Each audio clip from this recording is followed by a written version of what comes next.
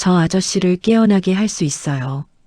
6개월째 혼수 상태로 누워있는 IT 재벌의 병실에 교복을 입은 17살 소녀가 나타났습니다. 소녀는 수십억 원짜리 보안 시스템을 뚫고 들어왔습니다. 뭐, 내가 어떻게? 아저씨가 저렇게 된 건 사고가 아니에요. 누군가 일부러 만든 거예요. 소녀의 눈빛이 차갑게 빛났습니다. 제 아버지가 만든 함정이거든요. 강태호 아저씨가 제 아버지한테 뭘 했는지 아세요? 그녀의 손에는 남자를 깨울 수 있는 유일한 코드가 들려 있었습니다. 복수를 위해 찾아온 소녀. 하지만 그녀는 아직 몰랐습니다. 그 코드가 한 남자의 기억을 지우고 자신의 운명까지 송두리째 바꿔놓을 거라는 사실을. 그리고 2년 후 그녀는 그 남자의 딸이 됩니다. 오늘의 사연 시작합니다. 챕터 1 깨어나지 않는 남자. 첨단 의료기기가 가득한 VIP 병실에 강태호가 누워 있었습니다. 생명유지장치에서 규칙적인 신호음이 울렸습니다. 태호의 몸에는 미세한 푸른빛을 내는 나노 로봇 시스템이 연결되어 있었죠. 6개월째 태호는 눈 한 번 뜨지 못하고 있었습니다. 병실 문이 열리고 최민준이 들어왔습니다. 민준은 침대 옆에 서서 태호의 창백한 얼굴을 내려다보았습니다. 태호야, 넌 이렇게 누워만 있으니 편하겠다. 나는 내 지분 정리하느라 죽을 맛이야. 민준은 주머니에서 작은 장치를 꺼내 생명유지 시스템에 연결했습니다. 화면에 붉은 경고등이 켜졌습니다. 제길 또 막혔어. 민준이 이를 악물었습니다. 나노 로봇 시스템의 보안이 너무 강력했습니다. 민준은 장치를 도로 주머니에 쑤셔 넣으며 한숨을 내쉬었습니다. 윤정우, 그 작자가 만든 시스템이라 그런지 도통 뚫리질 않네. 그때 병실 문이 다시 열렸습니다. 민준이 고개를 돌렸습니다. 문 앞에 교복을 입은 소녀가 서 있었습니다. 윤슬아였습니다. 누구야? 여긴 어떻게 들어왔어? 민준이 눈을 가늘게 뜨며 물었습니다. 슬아는 민준을 똑바로 쳐다보며 병실 안으로 한 걸음 들어섰습니다. 보안 시스템 정도는 제가 뚫을 수 있어요. 뭐? 민준의 눈썹이 치켜 올라갔습니다. 슬아는 침대에 누운 태호를 바라보았습니다. 슬아의 눈빛이 복잡하게 흔들렸습니다. 저 아저씨를 깨어나게 할 수 있어요. 민준이 코웃음을 쳤습니다. 무슨 소리야? 6개월 동안 최고의 의료진이 매달려도 안 됐는데. 의료진이 모르는 게 있거든요. 슬아가 민준을 향해 돌아섰습니다. 저 아저씨가 혼수 상태에 빠진 건 사고가 아니에요. 누군가 일부러 만든 거예요. 민준의 표정이 굳었습니다. 뭐라고? 저 나노 로봇 시스템, 아버지가 만든 거예요. 윤정우, 제 아버지요. 민준의 눈이 커졌습니다. 윤정우, 태호의 옛 사업 파트너이자 나노 기술의 천재. 민준은 정우가 몇 년 전에 죽었다는 것을 알고 있었습니다. 윤정우의 딸이라고? 네. 아버지가 저 시스템 안에 함정을 만들어뒀어요. 강태호 아저씨의 죄책감을 봉인하기 위해서요. 슬아의 목소리가 차가워졌습니다. 아저씨가 제 아버지한테 뭘 했는지 아세요? 민준은 대답하지 않았습니다. 태호와 정우 사이에 무슨 일이 있었는지 민준도 자세히는 몰랐습니다. 다만 정우가 사업에서 밀려났다는 것만 알고 있었죠. 그래서 어쩌자는 거야? 민준이 팔짱을 끼며 물었습니다. 슬아가 한 발짝 더 다가왔습니다. 저한테 복구 코드가 있어요. 저 함정을 풀 수 있는 코드요. 그걸 왜 나한테 말하는 건데? 대가가 필요하니까요. 슬아의 눈이 날카롭게 빛났습니다. 프로젝트 헤리티지. 강태호 아저씨의 비밀 연구소에 있는 핵심 나노 기술 제어권을 저한테 넘겨주세요. 민준의 눈썹이 꿈틀거렸습니다. 프로젝트 헤리티지. 그것은 민준도 손에 넣고 싶어 하던 것이었습니다. 그건 안 돼. 그 기술이 얼마나 가치 있는 건지 알아? 그럼 저 아저씨는 영원히 못 깨어나요. 슬아가 담담하게 말했습니다. 그리고 아저씨가 깨어나지 않으면 아저씨 지분도 영원히 아저씨 거예요. 당신은 절대 그걸 가질 수 없죠. 민준의 입술이 실룩거렸습니다. 슬아의 말이 맞았습니다. 태호가 깨어나지 않으면 지분 인수 절차가 복잡해질 것이었습니다. 내 말이 거짓말 같으면 직접 보여드릴게요. 슬아가 가방에서 작은 장치를 꺼냈습니다. 슬아는 태호의 나노 로봇 시스템에 장치를 연결했습니다. 화면에 태호의 뇌파가 나타났습니다. 불규칙하게 요동치던 뇌파가 서서히 안정되기 시작했습니다. 민준이 화면을 뚫어지게 쳐다보았습니다. 이게 어떻게 된 거야? 제가 시스템에 접근할 수 있다는 증거예요. 슬아가 장치를 빼며 말했습니다.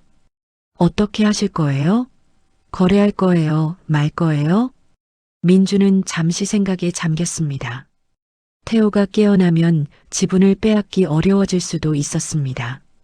하지만 나노 기술 제어권, 그것만 손에 넣으면 지분 따위는 문제가 아니었습니다. 좋아. 거래하지. 민준이 낮은 목소리로 말했습니다. 대신 조건이 있어. 내가 하는 모든 일을 내가 감시한다. 마음대로 하세요. 슬아가 고개를 끄덕였습니다. 대신 연구소 접근 권한은 오늘 중으로 주세요. 민주는 슬아를 위아래로 훑어보았습니다. 고작 17살짜리 소녀가 이렇게 대담할 줄은 몰랐습니다. 알았어. 권한은 내가 처리하지. 민준이 병실을 나서며 말했습니다. 근데 꼬마야, 나를 속이려고 하면 넌 끝이야. 알아들어? 슬아는 대답하지 않았습니다. 민준이 나가자 슬아는 침대 옆으로 다가갔습니다. 슬아는 태호의 얼굴을 내려다보았습니다. 아버지가 아저씨한테 뭘 남기려고 했는지 이제 제가 알아낼 거예요. 슬아는 가방에서 분석 장비를 꺼내 병실 한쪽에 설치하기 시작했습니다. 복구 코드 실행을 위한 첫 번째 단계였습니다. 챕터 2 흔들리는 복수심. 슬아는 비밀 연구소 프로젝트 헤리티지에 들어섰습니다. 하얀 벽면을 따라 수십 개의 모니터가 줄지어 있었습니다. 아버지 윤정우가 남긴 나노 기술 자료들이 화면 가득 떠올랐습니다. 슬아는 의자에 앉아 키보드를 두드리기 시작했습니다. 복구 코드를 완성하려면 아버지가 남긴 모든 자료를 분석해야 했습니다. 연구소 천장 구석에서 감시 카메라의 붉은 불빛이 깜빡였습니다. 민준이 보낸 보안 요원들이 연구소 밖에서 슬아의 모든 행동을 지켜보고 있었죠. 슬아는 카메라를 힐끗 올려다보았습니다. 감시하고 싶으면 해라. 슬아는 다시 모니터에 집중했습니다. 자료를 분석하던 중 슬아의 손가락이 멈추었습니다. 화면에 낯선 파일이 떠올랐습니다. 이건 뭐지? 슬아가 파일을 열었습니다. 태호의 뇌파 패턴이 화면에 나타났습니다. 그런데 단순한 뇌파가 아니었습니다. 태호가 혼수 상태에서 느끼는 감정들이 디지털 신호로 기록되어 있었습니다. 디지털 뇌파 일기. 슬아는 숨을 멈추고 기록을 읽어 내려갔습니다. 후회한다. 정우에게 그렇게 하지 말았어야 했다. 나는 친구를 배신했다. 용서받을 자격이 없다. 슬아의 눈동자가 흔들렸습니다. 태호의 고통이 글자 사이사이에 배어 있었습니다. 슬아는 의자 등받이에 몸을 기대며 천장을 올려다보았습니다. 아저씨가 이렇게까지 괴로워하고 있었어? 슬아의 가슴 한쪽이 묘하게 저려왔습니다. 복수해야 할 대상이 이미 스스로를 벌하고 있었습니다. 슬아는 고개를 세차게 저었습니다. 아니야. 이건 당연한 거야. 아빠한테 그렇게 했으니까. 슬아는 다시 모니터를 향해 몸을 돌렸습니다. 하지만 손가락이 쉽게 움직이지 않았습니다. 그때 연구소 문이 열리며 민준이 들어왔습니다. 민준의 뒤에는 보안 요원 2명이 따라왔습니다. 진행 상황이 어떻게 되는 거야? 민준이 팔짱을 끼며 물었습니다. 슬아는 모니터에서 눈을 떼지 않았습니다. 아직 분석 중이에요. 너무 느려. 빨리 끝내. 서두른다고 되는 일이 아니에요. 슬아가 차갑게 대답했습니다. 민준의 눈썹이 꿈틀거렸습니다. 꼬마야, 내가 누구한테 그런 식으로 말하는 거야? 슬아가 의자를 돌려 민준을 마주 보았습니다. 저한테 잘 보여야 할 사람은 당신이에요. 제가 없으면 강태호 아저씨는 영원히 못 깨어나요. 민준의 얼굴이 붉어졌습니다. 민준은 한 발짝 다가서며 목소리를 낮추었습니다. 협박하는 거야? 사실을 말하는 거예요. 슬아가 자리에서 일어났습니다. 그리고 당신이 저를 너무 압박하면 저도 가만히 있지 않을 거예요. 슬아는 주머니에서 작은 장치를 꺼내 민준에게 보여주었습니다. 이게 뭔지 알아요? 민준이 장치를 노려보았습니다. 지금 태호 아저씨의 나노 로봇 시스템에 연결되어 있어요. 제가 버튼 하나만 누르면 생명 유지 기능이 불안정해져요. 민준의 얼굴에서 핏기가 빠졌습니다. 미쳤어? 그러면 태호가 죽을 수도 있잖아. 죽진 않아요. 하지만 의료진이 난리가 나겠죠. 그러면 당신도 곤란해질 거예요. 슬아가 버튼을 눌렀습니다. 잠시 후 민준의 전화기가 울렸습니다. 병원에서 온 전화였습니다. 민준이 전화를 받았습니다. 뭐? 심박수가 불안정해? 호흡도? 민준이 슬아를 노려보았습니다. 슬아는 표정 하나 바꾸지 않았습니다. 당장 멈춰. 알겠어요. 슬아가 버튼을 다시 눌렀습니다.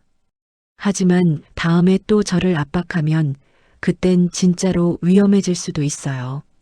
민준은 이를 악물었습니다. 이 어린 소녀가 자신을 완전히 쥐고 흔들고 있었습니다. 좋아. 내 맘대로 해. 대신 자료 분석이 끝나면 전부 나한테 넘겨. 그건 안 돼요. 뭐? 민준의 목소리가 높아졌습니다. 거래는 연구소 접근 권한이었어요. 자료를 넘기는 건 약속이 없었죠. 민준의 주먹이 부르르 떨렸습니다. 민준은 슬아에게 한 발짝 더 다가섰습니다. 너 지금 나를 얕보는 거야? 얕보는 게 아니라 사실을 말하는 거예요. 민준은 슬아를 노려보다가 입꼬리를 비틀어 올렸습니다. 그래, 내가 대단한 줄은 알겠어. 근데 말이야. 민준이 천천히 말을 이었습니다. 너희 아버지가 어떻게 죽었는지는 알아? 슬아의 눈동자가 흔들렸습니다. 태호한테 밀려난 뒤에 자금이 다 떨어졌더라. 연구도 못하고 빚만 쌓이고 결국 그 미완성 기술만 남기고 비참하게 죽었지. 민준이 슬아의 얼굴을 들여다보았습니다. 내 아버지는 실패한 거야. 끝까지 아무것도 완성 못하고 죽었어. 슬아의 손이 떨렸습니다. 슬아는 입술을 꽉 깨물었습니다. 민준이 몸을 돌리며 말했습니다. 잘 생각해. 내가 아무리 똑똑해도 결국 너희 아버지처럼 될 수 있어. 민준이 보안 요원들과 함께 연구소를 나갔습니다. 슬아는 그 자리에 서서 한동안 움직이지 못했습니다. 눈앞이 뿌옇게 흐려졌습니다. 슬아는 주먹을 꽉 쥐었습니다. 아빠는 실패한 게 아니야. 슬아의 목소리가 떨렸습니다. 슬아는 다시 모니터 앞에 앉았습니다. 태호의 뇌파 일기가 화면에 떠 있었습니다. 슬아는 그 기록을 다시 읽었습니다. 태호의 후회와 고통이 고스란히 담겨 있었습니다. 슬아는 아버지를 떠올렸습니다. 정우는 언제나 기술을 나누는 것이 중요하다고 말했습니다. 기술은 혼자 가지면 안 된다고, 함께 나눠야 한다고. 슬아의 눈에서 눈물이 한 방울 떨어졌습니다. 아빠, 나도 아빠처럼 할게. 복수 대신 아빠가 원했던 걸 할게. 스라는 키보드를 두드리기 시작했습니다. 복구 코드를 수정하기 시작한 것입니다. 기억 초기화 옵션을 추가하는 작업이었습니다. 태호의 고통스러운 기억을 지우고 새롭게 시작하게 해주는 코드였습니다. 아저씨를 깨끗하게 구원해 줄게. 그게 아빠가 원했던 거니까. 스라의 손가락이 빠르게 움직였습니다. 그 시각 민주는 사무실에서 전화를 걸고 있었습니다. 그래, 그 꼬마를 불법 침입과 기술절도 혐의로 고발할 준비를 해. 증거는 내가 만들어줄 테니까. 민주는 전화를 끊고 창밖을 내다보았습니다. 윤슬아, 내가 나를 이용하려는 건지 모르겠지만 결국 내가 지는 거야. 민주는 병원과 연구소의 보안을 더욱 강화하라고 지시했습니다. 스라가 코드를 실행하기 전에 모든 자료를 압수할 계획이었습니다. 연구소에서 스라는 마지막 코드 수정을 마쳤습니다. 스라는 화면을 바라보며 조용히 중얼거렸습니다. 민준 아저씨가 뭘 꾸미든 나는 끝까지 할 거야. 챕터 3 아버지의 진심. 스라는 연구소에서 밤을 새우며 복구 코드를 점검했습니다. 코드 실행까지 얼마 남지 않았습니다. 스라는 마지막으로 태호의 뇌파 일기를 다시 열었습니다. 파일들을 하나씩 확인하던 중 스라의 손이 멈추었습니다.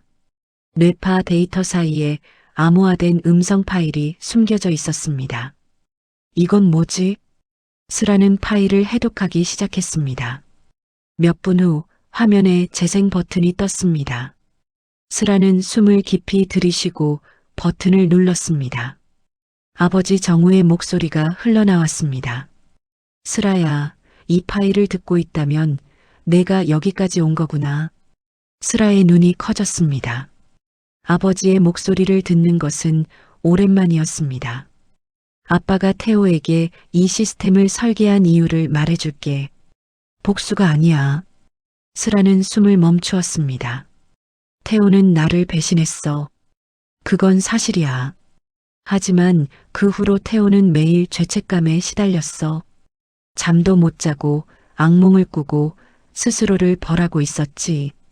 정우의 목소리가 잠시 끊겼다가 다시 이어졌습니다. 나는 태호를 미워하다가 어느 순간 그를 불쌍하게 여기게 됐어. 태호는 이미 충분히 고통받고 있었거든. 스라의 눈에 눈물이 고였습니다. 그래서 아빠는 이 시스템을 만들었어. 태호의 고통스러운 기억을 지우고 새로운 삶을 선물해 주려고. 일종의 정신적 리셋 장치야. 스라는 두 손으로 입을 막았습니다. 하지만 아빠는 기억 초기화 코드를 완성하지 못했어. 시간이 부족했거든. 스라야, 내가 이 파일을 듣고 있다면 부탁이 있어. 정우의 목소리가 떨렸습니다. 태호를 구원해줘. 아빠 대신 그 코드를 완성해줘. 복수하지 마. 용서해줘. 음성 파일이 끝났습니다. 스라는 의자에 앉은 채 한동안 움직이지 못했습니다. 눈물이 볼을 타고 흘러내렸습니다. 아빠. 스라는 자신이 수정한 코드를 바라보았습니다. 기억 초기화 옵션이 들어간 코드였습니다. 스라는 이미 아버지가 원했던 것을 만들고 있었던 것입니다. 내가 한 게 맞았구나. 아빠가 원했던 거였어. 스라는 눈물을 닦고 자리에서 일어났습니다. 이제 확신이 생겼습니다. 이 코드를 실행하는 것이 아버지의 미완성된 구원을 완성하는 길이었습니다. 그때 연구소의 경보음이 울렸습니다. 스라가 모니터를 확인했습니다. 보안 시스템이 외부 침입을 감지했습니다. 뭐야, 이건? 화면에 검은 옷을 입은 사람들이 연구소로 접근하는 모습이 보였습니다. 민준이 보낸 해킹 부대였습니다. 스라는 재빨리 움직였습니다. 수정된 코드가 담긴 저장 장치를 챙기고 핵심 연구 자료만 가방에 넣었습니다. 연구소 문이 강제로 열리는 소리가 들렸습니다. 빨리 들어가. 그 꼬마가 도망치기 전에 잡아. 민준의 목소리였습니다. 슬아는 키보드를 두드려 연구소의 자동 폭발 방지 시스템을 가동시켰습니다. 이 시스템이 작동하면 핵심 시설의 문이 모두 잠기고 내부 데이터가 암호화됩니다. 경보음이 더 크게 울렸습니다. 슬아는 비상 출구를 향해 뛰었습니다. 저기 있다. 잡아. 해킹 부대원들이 슬아를 쫓았습니다. 하지만 폭발 방지 시스템이 작동하면서 통로의 문들이 하나씩 닫혔습니다. 부대원들은 닫힌 문 앞에서 발을 동동 굴렀습니다. 제길, 문이 안 열려. 슬아는 비상 출구를 통해 연구소를 빠져나왔습니다. 밖은 어두운 밤이었습니다. 슬아는 숨을 몰아쉬며 주변을 살폈습니다. 아직 끝난 게 아니었습니다. 복구 코드를 실행하려면 병원 시스템에 접근해야 했습니다. 하지만 병원 보안망은 민준이 철저하게 감시하고 있었습니다. 슬아는 병원 밖 안전한 곳에서 보안을 우회할 방법을 찾아야 했습니다. 슬아는 어둠 속으로 뛰기 시작했습니다. 연구소 안에서 민준이 소리를 질렀습니다. 뭐 하는 거야? 왜 문이 안 열리냐고. 부대원이 대답했습니다. 폭발 방지 시스템이 작동했습니다. 내부 데이터도 전부 암호화됐습니다. 민준의 얼굴이 불그락푸르락해졌습니다. 그 꼬마한테 당한 거야? 고작 17살짜리한테? 민준은 주먹으로 벽을 쳤습니다. 당장 경찰에 연락해. 그 꼬마를 불법 침입과 기술절도 혐의로 수배해. 민준은 전화기를 꺼내 사설 경호팀에도 연락했습니다. 윤슬아라는 꼬마야. 17살 여자. 지금 연구소에서 도망쳤어. 반드시 잡아와. 민준은 전화를 끊고 이를 갈았습니다. 윤슬아, 내가 어디로 도망치든 내가 반드시 찾아낼 거야. 그 시각 슬아는 병원 근처 골목에 숨어 있었습니다. 슬아는 가방에서 작은 통신 장치를 꺼냈습니다. 이 장치로 병원의 나노 로봇 시스템에 신호를 보낼 수 있었습니다. 슬아는 장치를 작동시켰습니다. 아저씨, 들리세요? 물론 태호가 대답할 수는 없었습니다. 하지만 슬아는 말을 이었습니다. 제가 아저씨를 깨어나게 할게요. 아빠의 뜻대로요. 슬아는 장치를 끄고 가방에 넣었습니다. 이제 보안을 우회할 시스템을 만들어야 했습니다. 그러려면 핵심 부품이 필요했습니다. 슬아는 인적이 드문 곳으로 향했습니다. 도망자 신세가 된 것입니다. 민준의 추격과 경찰의 수배를 피하면서 코드를 실행해야 했습니다. 슬아는 가방 끈을 꽉 잡았습니다. 이 안에 든 코드가 유일한 희망이었습니다. 아빠, 나는 끝까지 할 거야. 아빠가 원했던 걸 반드시 완성할게. 슬아는 어둠 속으로 사라졌습니다. 병원 VIP 병실에서는 태호의 생명 유지 장치가 규칙적인 신호음을 내고 있었습니다. 그런데 모니터에 특이한 뇌파 패턴이 나타났습니다. 의료진은 그것이 무엇을 의미하는지 알지 못했습니다. 민준도 그 뇌파 패턴을 확인했지만 신경 쓰지 않았습니다. 민준의 머릿속에는 오직 슬아를 잡는 것뿐이었습니다. 윤슬아, 내가 가진 그 코드와 자료 반드시 내 손에 넣을 거야. 민준은 창밖을 노려보았습니다. 챕터 4 새로운 시작. 슬아는 민준의 추격을 피해 며칠을 숨어 다녔습니다. 낮에는 인적 드문 곳에 몸을 숨기고 밤에만 움직였습니다.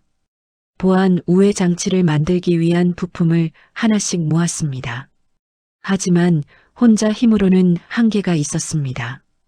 병원 시스템의 방화벽은 너무 강력했습니다. 슬아는 아버지의 옛 자료를 뒤졌습니다. 그러다 한 이름을 발견했습니다. 김 박사. 아버지 정우의 유일한 조력자였던 퇴역 과학자였습니다. 슬아는 김 박사가 은둔 중인 시골 마을을 찾아갔습니다. 작은 마을 끝자락에 낡은 집이 한 채 있었습니다. 슬아는 대문 앞에 서서 숨을 고르고 초인종을 눌렀습니다. 잠시 후 문이 열렸습니다. 흰 머리에 안경을 쓴 노인이 슬아를 내려다보았습니다. 누구신가요? 김 박사님이시죠? 저는 윤정우의 딸이에요. 윤슬아요. 김 박사의 눈이 커졌습니다. 정우의 딸? 김 박사는 슬아를 위아래로 훑어보았습니다. 들어오게. 김 박사는 슬아를 집 안으로 안내했습니다. 집 안에는 컴퓨터와 각종 장비들이 가득했습니다. 김 박사는 여전히 연구를 계속하고 있었던 것입니다. 정우가 딸이 있다는 건 알았지만 직접 보는 건 처음이구먼. 김 박사가 의자에 앉으며 말했습니다. 아버지한테 제 얘기를 들으셨어요? 그럼 정우가 자네를 얼마나 자랑스러워했는지 몰라. 똑똑하고 의젓한 딸이라고. 슬아의 눈시울이 붉어졌습니다. 박사님, 부탁드릴 게 있어요. 슬아는 지금까지의 상황을 설명했습니다. 태호의 혼수 상태, 아버지가 남긴 시스템, 복구 코드, 그리고 민준의 추격까지. 김 박사는 조용히 듣다가 고개를 끄덕였습니다. 그래서 병원 시스템의 방화벽을 우회할 장치가 필요하다는 거지? 네. 저 혼자서는 못 만들어요. 김 박사는 잠시 생각에 잠겼습니다. 정우는 늘 기술을 나누는 게 중요하다고 했어. 기술은 혼자 가지면 안 된다고. 김 박사가 자리에서 일어났습니다. 나도 정우의 그 뜻을 이어받아서 연구를 계속하고 있었네. 나노 기술을 사람들을 위해 쓰는 방법을 찾고 있었지. 김 박사는 창고 문을 열었습니다. 안에는 각종 장비와 부품들이 있었습니다. 여기 있는 걸로 임시 서버 장치를 만들 수 있어. 병원 방화벽을 우회할 수 있을 거야. 슬아의 얼굴이 밝아졌습니다. 정말요? 감사합니다, 박사님. 고마워할 것 없어. 정우의 딸을 돕는 건 당연한 거야. 김 박사와 슬아는 밤새 작업을 했습니다. 이틀 후 무인 해킹 시스템이 완성되었습니다. 슬아는 시스템을 작동시켰습니다. 화면에 병원 네트워크가 떠올랐습니다. 방화벽을 하나씩 우회하며 나노 로봇 시스템에 접근했습니다. 연결됐어요. 슬아가 외쳤습니다. 이제 복구 코드를 실행하면 돼. 슬아는 떨리는 손으로 키보드를 두드렸습니다. 코드가 태호의 나노 로봇 시스템으로 전송되었습니다. 병원 VIP 병실에서 나노 로봇 시스템이 격렬하게 작동하기 시작했습니다. 푸른빛이 강하게 깜빡였습니다. 태호의 생체 신호가 급격히 변화했습니다. 의료진이 병실로 뛰어들었습니다. 환자 상태가 급변했습니다. 모니터에 뇌파가 요동쳤습니다. 의료진은 당황하며 장비를 점검했습니다. 며칠이 지났습니다. 의료진이 기자회견을 열었습니다. 강태호 씨가 6개월 만에 혼수 상태에서 깨어났습니다. 뉴스가 전국에 퍼졌습니다. 민준은 뉴스를 보자마자 병원으로 달려갔습니다. 민준의 얼굴에는 기쁨이 아닌 두려움이 서려 있었습니다. 태호가 깨어나면 지분 탈취 계획이 틀어질 수 있었습니다. 민준이 병실 문을 열고 들어갔습니다. 태호가 침대에 앉아 있었습니다. 태호는 창밖을 멍하니 바라보고 있었습니다. 태호야. 민준이 다가가며 불렀습니다. 태호가 천천히 고개를 돌렸습니다.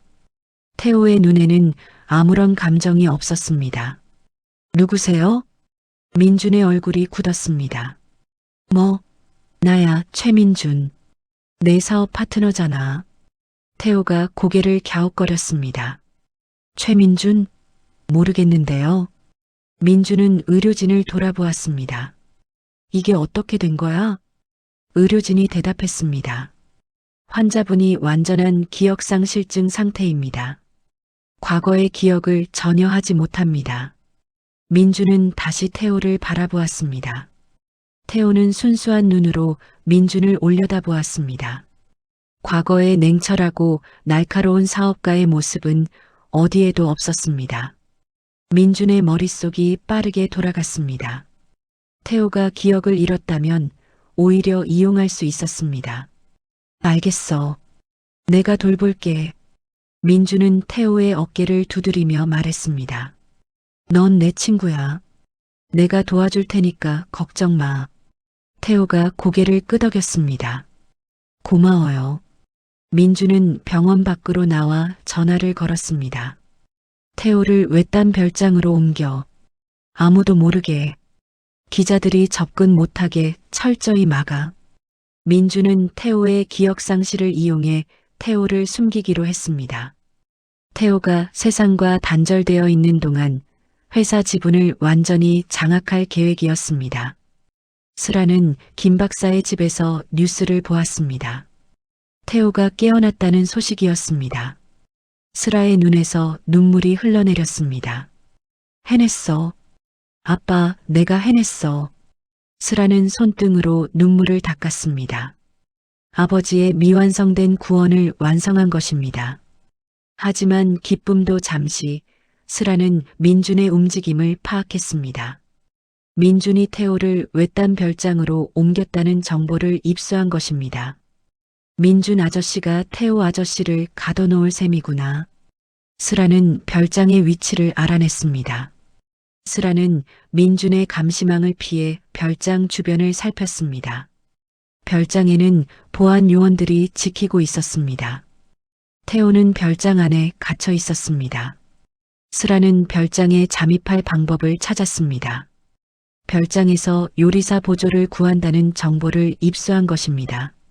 슬아는 머리를 짧게 자르고 안경을 썼습니다. 변장을 한 뒤 별장으로 찾아갔습니다. 요리사 보조로 지원하러 왔어요. 별장 관리인이 슬아를 위아래로 훑어보았습니다. 경력은? 식당에서 일한 적 있어요. 관리인은 고개를 끄덕였습니다. 좋아. 내일부터 출근해. 슬아는 별장 요리사 보조로 일하게 되었습니다. 며칠 후 슬아는 주방에서 일하다가 태호와 마주쳤습니다. 태호가 주방으로 들어온 것입니다. 물 한 잔 마셔도 될까요? 태호가 조심스럽게 물었습니다. 슬아는 잠시 태호를 바라보았습니다. 태호의 눈은 맑고 순수했습니다. 과거의 차갑고 냉철한 사업가의 모습은 없었습니다. 네, 여기요. 슬아가 물컵을 건넸습니다. 태호가 물을 받아 마시며 슬아를 바라보았습니다. 고마워요. 이름이 뭐예요? 슬아는 잠시 망설였습니다. 수진이에요. 수진 씨, 반가워요. 나는 이름이 뭐였더라? 태호가 머리를 극적였습니다. 기억이 하나도 안 나서요. 슬아의 가슴이 저렸습니다. 괜찮아요. 천천히 생각하면 돼요. 태호가 환하게 웃었습니다. 고마워요. 여기서 일하는 사람 중에 나한테 이렇게 친절하게 말해주는 사람은 수진 씨가 처음이에요. 슬아는 태호의 웃음을 보며 생각했습니다. 이 사람이 아버지를 배신한 사람이 맞는지 의심스러울 정도였습니다. 앞으로 잘 지내요. 슬아가 말했습니다. 태호가 고개를 끄덕였습니다. 네, 잘 지내요. 슬아는 태호의 뒷모습을 바라보았습니다. 기억을 잃은 백만장자와 그를 구원한 소녀. 두 사람의 새로운 관계가 시작되었습니다. 챕터 5 따뜻한 나날. 슬아는 별장에서 일한 지 한 달이 지났습니다. 요리사 보조로 일하면서 태호와 자주 마주쳤습니다. 태호는 매일 주방에 와서 슬아에게 말을 걸었습니다. 수진 씨, 오늘은 뭘 만들어요? 태호가 주방 문 앞에 서서 물었습니다. 슬아는 채소를 다듬다가 고개를 들었습니다. 된장찌개요. 드실래요? 네. 수진 씨가 만든 건 다 맛있어요. 태호가 환하게 웃었습니다. 슬아는 태호의 웃음을 보며 입꼬리가 올라갔습니다. 기억을 잃은 태호는 완전히 다른 사람 같았습니다. 차갑고 냉철한 사업가의 모습은 없었습니다. 대신 순수하고 따뜻한 사람이 되어 있었습니다. 슬아는 태호의 건강을 챙기기 시작했습니다. 아버지의 나노 기술을 활용하여 태호의 몸 상태를 확인하는 작은 장치를 만들었습니다. 슬아는 그 장치를 별장 곳곳에 숨겨두었습니다. 태호의 건강을 최적화하는 맞춤형 관리 시스템이었습니다. 어느 날 태호가 슬아에게 제안했습니다. 수진 씨, 나랑 같이 마당에 나가볼래요? 마당이요? 응, 뭔가 심어보고 싶어요. 여기 땅이 좋아 보이거든요. 슬아는 고개를 끄덕였습니다. 좋아요. 두 사람은 별장 마당에 작은 텃밭을 만들었습니다. 흙을 파고 씨앗을 심고 물을 주었습니다.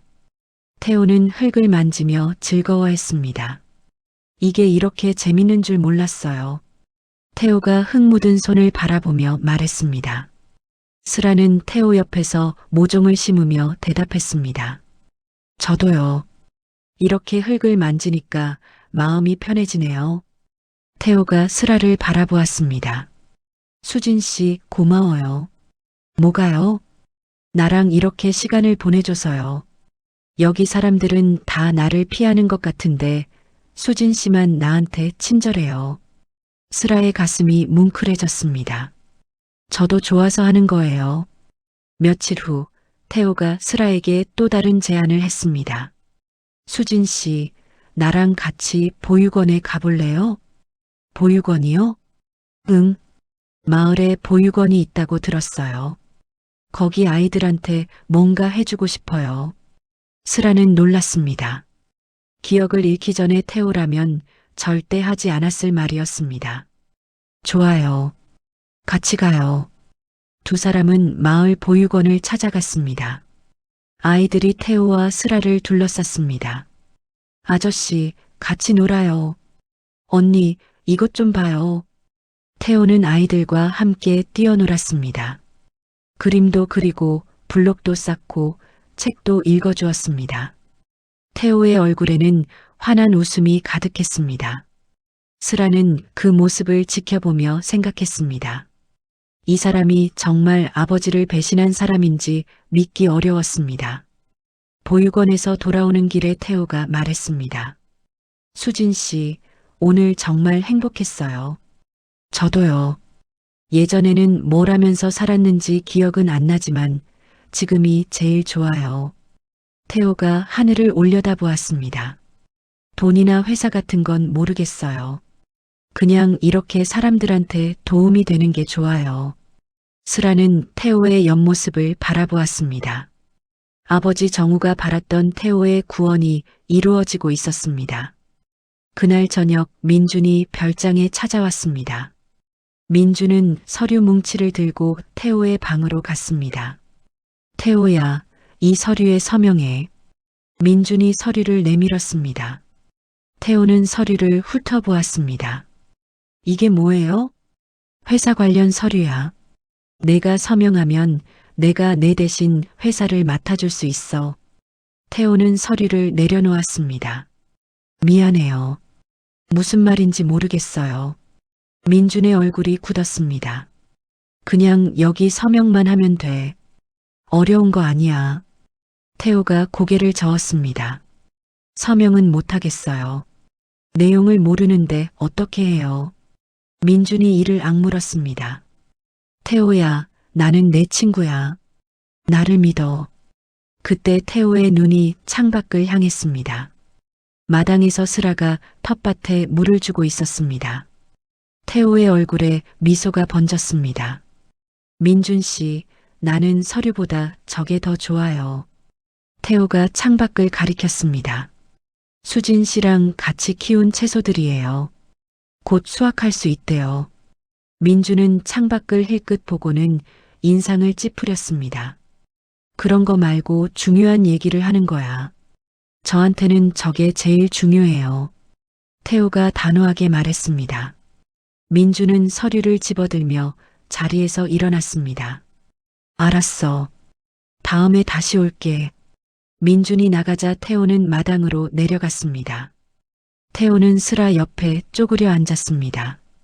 수진 씨, 나도 도와줄게요. 슬아가 물뿌리개를 건넸습니다. 여기에 물 주세요. 태호가 물을 주며 말했습니다. 수진 씨, 아까 민준 씨가 서류에 서명하라고 했어요. 그랬어요? 응.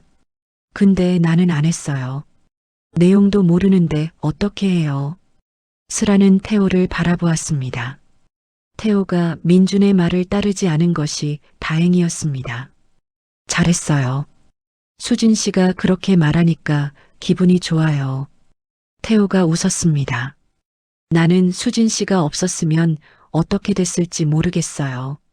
슬아의 눈시울이 붉어졌습니다. 저도 그래요. 두 사람은 나란히 앉아 텃밭을 바라보았습니다. 작은 새싹들이 흙을 뚫고 올라오고 있었습니다.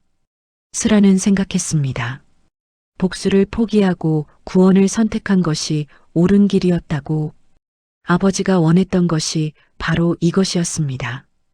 태호가 슬아의 손을 잡았습니다. 수진 씨, 우리 계속 이렇게 지내요.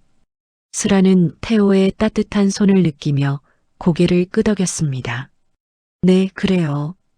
그 시각 민주는 별장 밖에서 전화를 걸고 있었습니다. 그래, 별장 감시를 더 강화해. 그리고 그 요리사 보조 있잖아. 수진이라는 애. 그의 신원을 철저히 조사해. 민주는 전화를 끊고 별장을 노려보았습니다. 태호가 말을 안 들으면 다른 방법을 써야지. 민주는 차에 올라 별장을 떠났습니다. 챕터 6 무너지는 평화. 민주는 사무실에서 뉴스를 켜놓고 입꼬리를 올렸습니다. 화면에는 슬아의 사진이 크게 떠 있었습니다.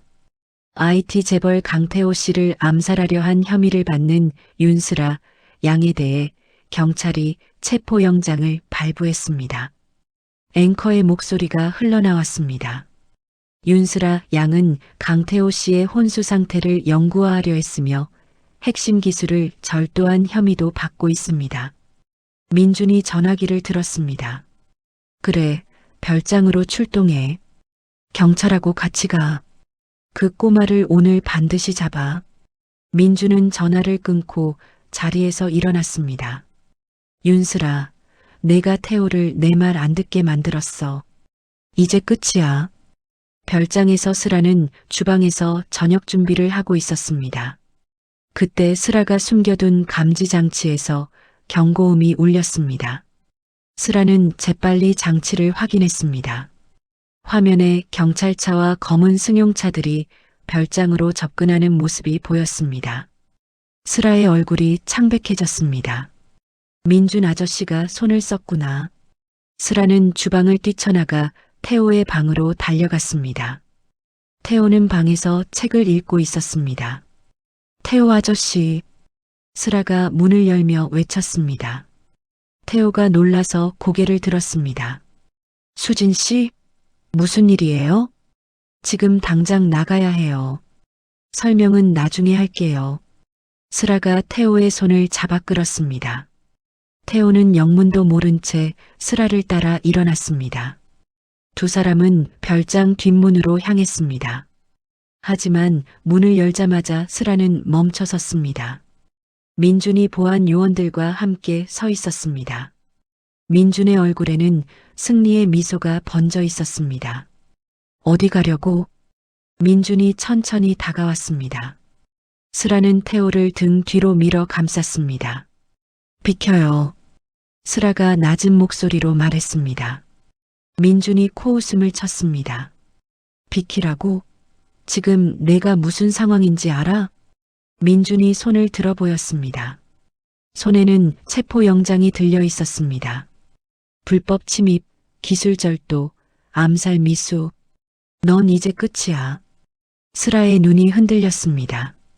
그건 다 거짓말이에요. 조작된 증거잖아요. 그걸 누가 믿어? 경찰은 내 편이야. 민준이 한 발짝 더 다가섰습니다.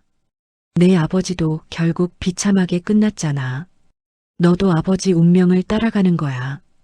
슬아의 입술이 떨렸습니다. 그때 태호가 슬아 앞으로 나섰습니다. 민준 씨, 왜 이러는 거예요? 태호의 목소리가 떨렸습니다. 수진 씨는 나쁜 사람이 아니에요. 나한테 잘해줬어요. 민준이 태호를 노려보았습니다. 태호야, 넌 아무것도 몰라. 이 꼬마가 널 이용한 거야. 아니에요. 태호가 고개를 세차게 저었습니다. 수진 씨는 그런 사람이 아니에요. 나는 수진 씨를 믿어요. 민준의 얼굴이 일그러졌습니다. 이것 봐. 완전히 꼬셔놨네.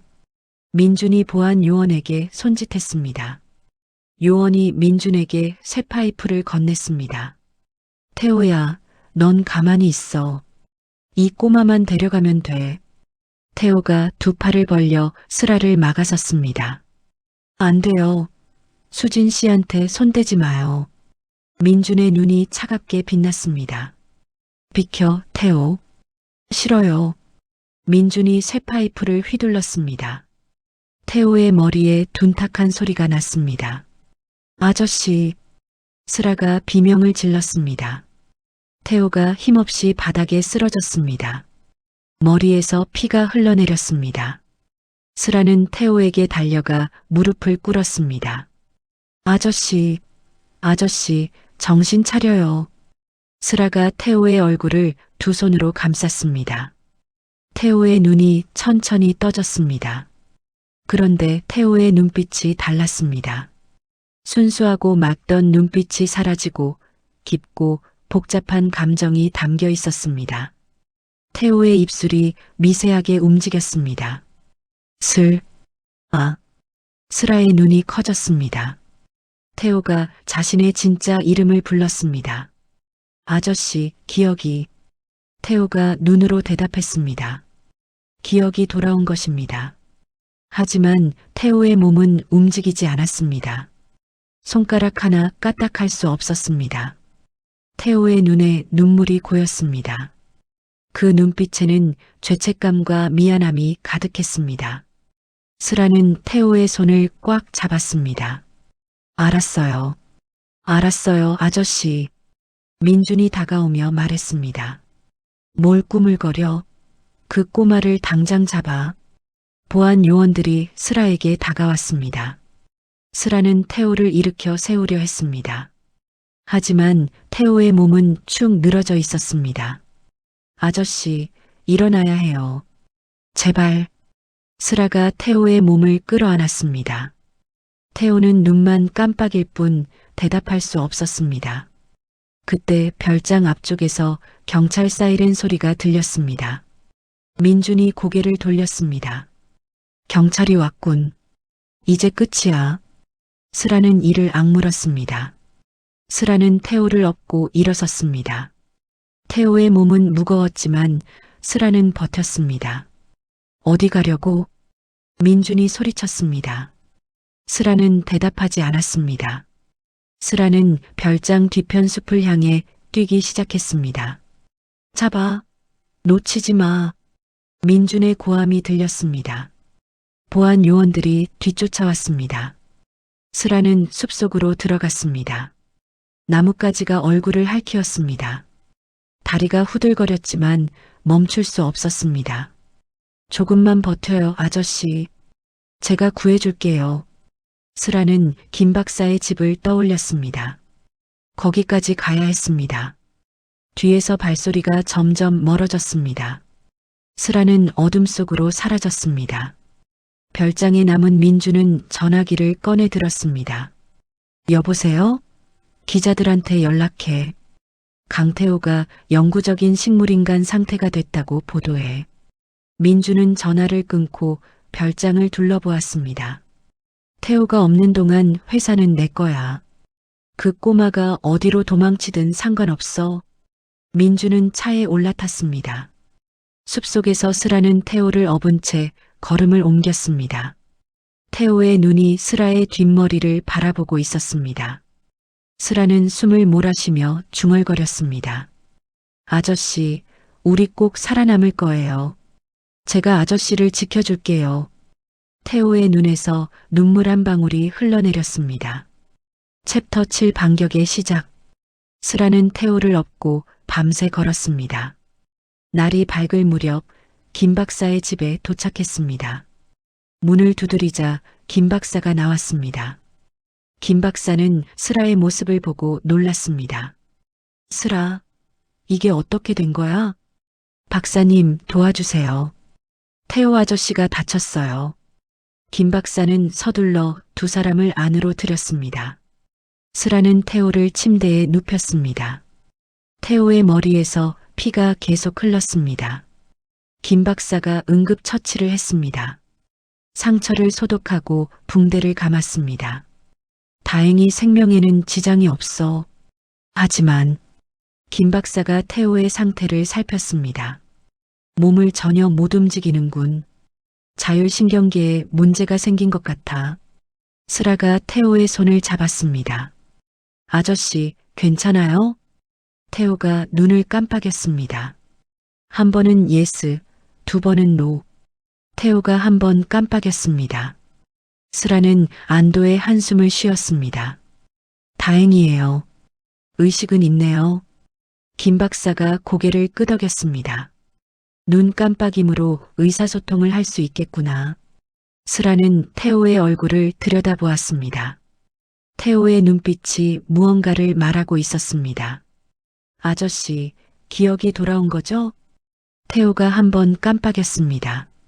스라의 눈에 눈물이 고였습니다. 그럼 저도 알아보시는 거예요? 윤정우의 딸이라는 것도요? 태호가 다시 한 번 깜빡였습니다. 태호의 눈가에도 눈물이 맺혔습니다. 스라는 태호의 손을 꽉 잡았습니다. 괜찮아요. 저는 아저씨를 원망하지 않아요. 아빠도 그랬고요. 태호의 눈에서 눈물이 흘러내렸습니다. 김 박사가 나노 기술 장비를 가져왔습니다. 이걸로 태호 씨의 뇌파를 분석할 수 있어. 더 정확한 의사소통이 가능할 거야. 스라는 장비를 태호에게 연결했습니다. 화면에 태호의 뇌파가 나타났습니다. 복잡한 신호들이 파도처럼 움직였습니다. 스라는 아버지가 남긴 기술로 뇌파를 분석했습니다. 태호의 생각이 문자로 변환되어 화면에 떠올랐습니다. 민준을 막아야 해. 스라가 화면을 읽었습니다. 어떻게요? 태호의 뇌파가 다시 움직였습니다. 증거가 있어. 민준이 내 혼수 상태 동안 저지른 비리, 비자금 조성, 지분 탈취 다 기록해뒀어. 스라의 눈이 커졌습니다. 그 증거가 어디 있어요? 나노 로봇 시스템 안에 특수 저장소에 암호화해뒀어. 스라는 바로 작업에 들어갔습니다. 태호의 나노 로봇 시스템에 원격으로 접속했습니다. 암호를 풀고 저장소를 열었습니다. 화면에 수많은 파일이 떠올랐습니다. 민준이 비밀리에 빼돌린 자금 내역, 위조한 서류들, 불법 거래 기록들, 모든 증거가 고스란히 담겨 있었습니다. 이 정도면 민준 아저씨를 완전히 몰락시킬 수 있어요. 스라가 말했습니다. 태호의 뇌파가 다시 움직였습니다. 주주총회가 있어. 이틀 후에 민준이 거기서 내 지분을 완전히 가져가려고 할 거야.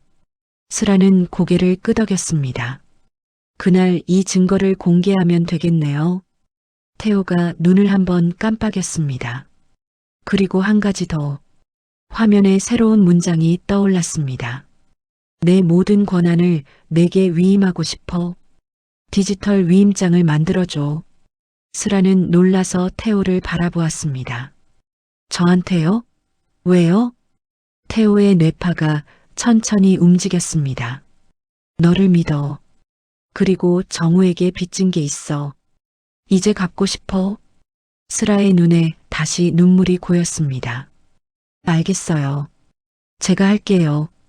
스라는 태호의 뇌파 신호와 눈 깜빡임을 이용해 디지털 위임장을 작성했습니다.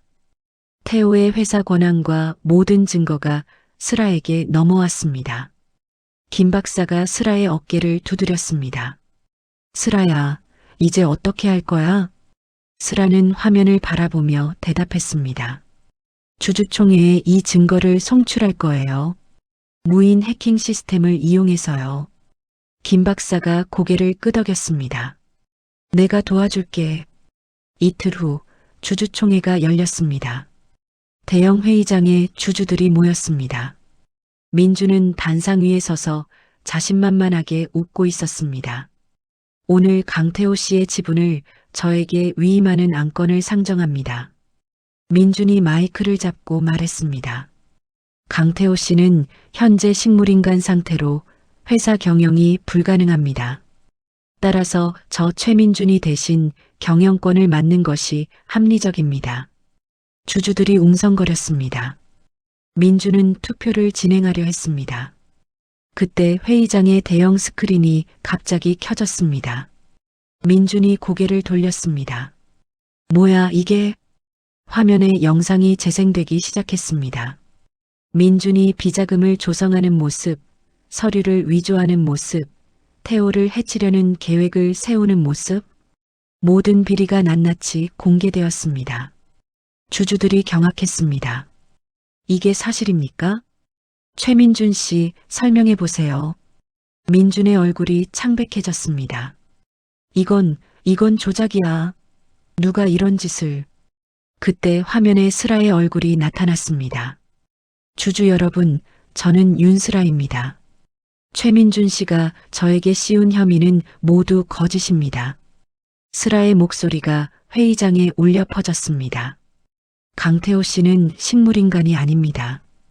의식이 있고 저에게 모든 권한을 위임했습니다. 여기 디지털 위임장이 있습니다. 화면에 태호의 서명이 담긴 위임장이 떠올랐습니다. 민준이 소리쳤습니다. 거짓말이야. 저 꼬마 말을 믿지 마세요. 하지만 주주들은 이미 민준에게서 등을 돌렸습니다. 한 주주가 전화기를 꺼내 들었습니다. 경찰에 신고합니다. 최민준 씨를 횡령과 사기 혐의로 고발합니다. 민준의 얼굴이 일그러졌습니다. 안 돼. 이럴 수는 없어. 민준이 회의장을 빠져나가려 했습니다. 하지만 경비원들이 민준을 막아섰습니다. 잠시 후 경찰이 도착해 민준을 체포했습니다. 민준은 수갑을 차고 끌려가면서 소리쳤습니다. 윤슬아, 이게 끝이 아니야. 슬아는 화면 너머로 민준을 바라보았습니다. 끝이에요, 민준 아저씨. 김 박사의 집에서 태호는 뇌파 모니터를 통해 모든 상황을 지켜보았습니다. 민준이 체포되는 모습을 보며 태호의 눈가에 눈물이 흘러내렸습니다. 슬아가 태호에게 다가왔습니다. 끝났어요, 아저씨. 우리가 이겼어요. 태호의 뇌파가 움직였습니다. 화면에 문장이 떠올랐습니다. 고마워, 슬아야. 그리고 미안해. 슬아는 태호의 손을 잡았습니다. 이제 미안하다는 말은 하지 마세요. 태호의 뇌파가 다시 움직였습니다. 내 재산을 전부 재단에 출연하고 싶어. 이름은 윤정우 나눔재단. 정우의 나눔 정신을 이어가는 재단으로. 슬아의 눈에서 눈물이 쏟아졌습니다. 아저씨, 정우가 꿈꿨던 기술의 나눔, 내가 대신 이룰게. 내가 도와줘. 슬아는 고개를 끄덕였습니다. 네, 제가 도울게요. 아빠 대신 감사드려요. 태호가 눈을 한번 깜빡였습니다. 슬아는 태호의 손을 꼭 잡은 채 눈물을 훔쳤습니다. 복수심이 완전히 사라지고 그 자리에 용서와 감사가 자리 잡았습니다. 챕터 8 새로운 가족. 2년이 흘렀습니다. 서울 도심의 높은 건물이 우뚝 서 있었습니다. 건물 앞에는 윤정우 나눔재단이라는 큰 간판이 걸려 있었습니다. 재단은 IT 기술을 활용한 인도적 지원을 목표로 하는 거대한 비영리 기관으로 성장했습니다. 재단 이사장실에서 강태호가 서류를 검토하고 있었습니다. 태호는 재활에 성공하여 완벽하게 회복되었습니다. 예전의 냉철한 사업가 대신 따뜻하고 온화한 표정을 가진 사람이 되어 있었습니다. 문이 열리고 스라가 들어왔습니다. 스라는 재단의 수석 연구원이 되어 있었습니다. 흰 가운을 입은 스라는 어느새 어엿한 성인이 되어 있었습니다. 아버지, 회의 시간이에요. 스라가 말했습니다. 태호가 고개를 들며 웃었습니다. 벌써 그렇게 됐나? 알았어. 바로 갈게. 태호는 스라를 법적인 딸로 입양했습니다. 두 사람은 과거의 배신과 복수를 넘어 진정한 가족이 되었습니다. 태호가 자리에서 일어나며 물었습니다. 연구는 잘 되고 있어? 네. 나노 로봇을 이용한 재활 치료 기술이 거의 완성됐어요. 다음 주에 첫 번째 환자한테 적용할 수 있을 것 같아요. 스라의 눈이 반짝였습니다. 스라는 아버지 정우와 태호가 꿈꿨던 인간 중심의 나노 기술을 연구하고 있었습니다. 태호가 스라의 어깨를 두드렸습니다. 정우가 정말 자랑스러워할 거야. 스라는 미소를 지었습니다. 아빠도 아버지도 자랑스러워하실 거예요. 두 사람은 회의실로 향했습니다. 회의실에는 대형 스크린이 설치되어 있었습니다. 스크린에는 재단에서 개발한 나노 기술이 난치병 환자들의 재활을 돕는 영상이 재생되고 있었습니다. 휠체어에 앉아있던 환자가 나노 로봇의 도움으로 일어서는 모습이었습니다. 회의에 참석한 사람들이 박수를 쳤습니다. 태호가 단상에 올라 마이크를 잡았습니다. 오늘 이 자리에 함께해 주셔서 감사합니다. 윤정우 나눔재단은 앞으로도 기술을 나누는 일에 최선을 다하겠습니다. 태호는 스라를 바라보았습니다. 이 모든 것은 제 딸 윤스라 덕분입니다. 스라가 저를 구원해 주었고 저에게 새로운 삶을 선물해 주었습니다. 스라의 눈에 눈물이 고였습니다. 회의가 끝난 후 태호와 스라는 청소년 과학 캠프에 참석했습니다. 재단에서 주관하는 행사였습니다. 캠프에는 수십 명의 아이들이 모여 있었습니다. 태호와 스라는 아이들 앞에 섰습니다. 안녕하세요, 여러분. 태호가 웃으며 인사했습니다. 저는 윤정우 나눔재단 이사장 강태호입니다. 오늘은 기술의 가치에 대해 이야기해 볼까 해요. 아이들이 눈을 반짝이며 태호를 바라보았습니다. 기술은 혼자 가지면 안 돼요. 함께 나눠야 해요. 그래야 더 많은 사람들이 행복해질 수 있거든요. 태호가 스라를 가리켰습니다. 이 말은 제 딸의 할아버지 윤정우 박사님이 하신 말씀이에요. 저희 재단은 그 뜻을 이어가고 있답니다. 스라가 앞으로 나섰습니다. 저도 한 말씀 드릴게요. 여러분, 기술은 도구예요. 중요한 건 그 기술을 어떻게 쓰느냐예요. 스라는 아이들을 둘러보았습니다. 사람을 해치는 데 쓸 수도 있고 사람을 돕는 데 쓸 수도 있어요. 여러분은 어떤 기술자가 되고 싶어요? 한 아이가 손을 들었습니다. 저는 사람을 돕는 기술자가 되고 싶어요. 스라가 환하게 웃었습니다. 좋아요. 저희 재단이 도와줄게요. 캠프가 끝난 후 태호와 스라는 재단 건물 옥상 정원으로 올라갔습니다. 정원에는 꽃과 나무가 가득했습니다. 두 사람은 난간에 기대어 도시를 내려다보았습니다. 태호가 조용히 입을 열었습니다. 스라야, 네 아버지. 내가 혼수 상태에서 깨어난 게 내 복구 코드 때문인 줄 알았어. 스라가 태호를 바라보았습니다. 그런데 아니었어. 태호가 스라의 눈을 마주 보았습니다. 내가 준 용서와 사랑 때문이었어. 그게 나를 진짜로 깨어나게 했어.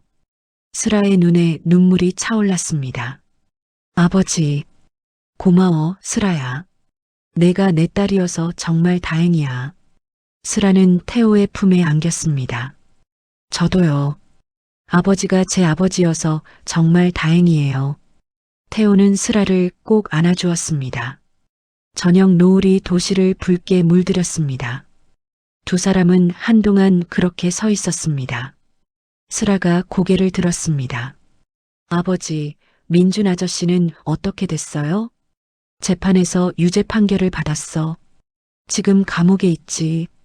태호의 목소리는 담담했습니다. 원망하지 않으세요? 아니, 이제 다 내려놓았어. 민준도 자기 욕심 때문에 그렇게 된 거니까. 슬아는 고개를 끄덕였습니다. 태호가 다시 도시를 바라보았습니다. 정우가 꿈꿨던 세상, 우리가 만들어가는 거야. 슬아도 도시를 바라보았습니다. 네, 아빠가 원했던 대로요. 태호가 슬아의 손을 잡았습니다. 우리 같이 하자. 앞으로도 계속. 슬아가 태호의 손을 꽉 잡았습니다. 네, 아버지. 같이 해요. 두 사람은 손을 잡은 채 노을을 바라보았습니다. 바람이 불어와 두 사람의 머리카락을 흔들었습니다. 태호가 밝게 웃었습니다. 슬아도 따라 웃었습니다. 두 사람의 모습은 기술과 돈보다 용서와 사랑이 더 위대하다는 것을 말해주고 있었습니다. 옥상 정원의 꽃들이 바람에 살랑살랑 흔들렸습니다. 새로운 희망이 시작되고 있었습니다. 슬아는 아버지를 배신한 남자에게 복수하러 갔습니다. 하지만 그녀가 선택한 것은 복수가 아니라 구원이었습니다. 아버지 윤정우는 태호를 미워하다가 어느 순간 그를 불쌍히 여기게 되었습니다. 이미 스스로를 벌하고 있는 사람에게 또 다른 벌이 무슨 의미가 있을까요? 그래서 정우는 태호의 고통을 지워주려 했습니다. 딸 슬아는 그 뜻을 이어받아 태호를 깨어나게 했습니다. 기억을 잃은 태호는 완전히 다른 사람이 되었습니다. 차갑고 냉철한 사업가 대신 따뜻하고 순수한 사람이 되었습니다.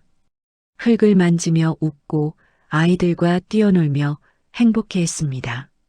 그제야 태호는 진짜로 살아있는 사람이 된 것입니다. 복수는 또 다른 복수를 부릅니다. 하지만 용서는 새로운 시작을 만들어줍니다. 슬아와 태호는 피 한 방울 섞이지 않았지만 진정한 가족이 되었습니다. 그리고 함께 윤정우 나눔재단을 세워 아버지의 꿈을 이어갔습니다. 기술보다 위대한 것은 사람입니다. 돈보다 소중한 것은 마음입니다. 그리고 복수보다 강한 것은 용서입니다. 오늘 이야기가 여러분의 마음에 작은 울림이 되었으면 좋겠습니다. 이야기를 끝까지 들어주신 분이 계시다면 잘 들었다고 댓글 하나만 남겨주세요. 감사합니다.